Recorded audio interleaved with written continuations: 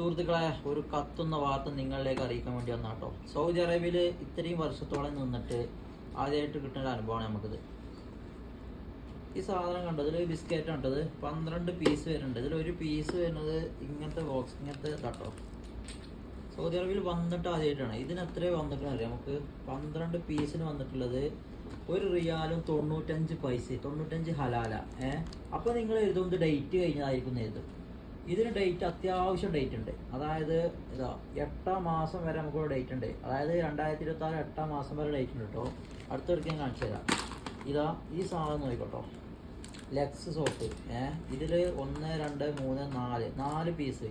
ഇതിന് വന്നത് 1 റിയാലും 95 ഹലാലും. ഇതൊക്കെ സത്യം പറഞ്ഞതൊക്കെ ആദ്യമായിട്ടാണ്. ഇതൊക്കെ ഒരു പീസിന് തന്നെ വരുന്നുണ്ട് 4 5 റിയാലൊക്കെ ആയിട്ട്.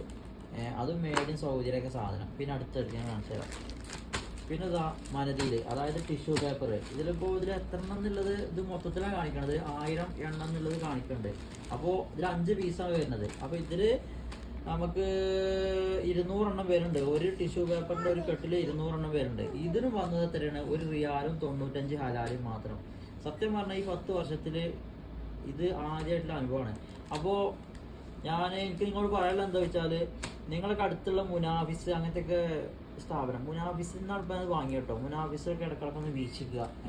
നല്ല ഓഫർ കൊടുക്കുന്നുണ്ട് ഈ മുനാഫിസേൽ. അതേപോലെ തക്കാളി, അങ്ങനെ വെജിറ്റബിൾ ഐറ്റംസ് ഒക്കെ റിയാൽ, അങ്ങനെ ചെറിയ ചെറിയ പൈസ വരുന്നുള്ളൂ.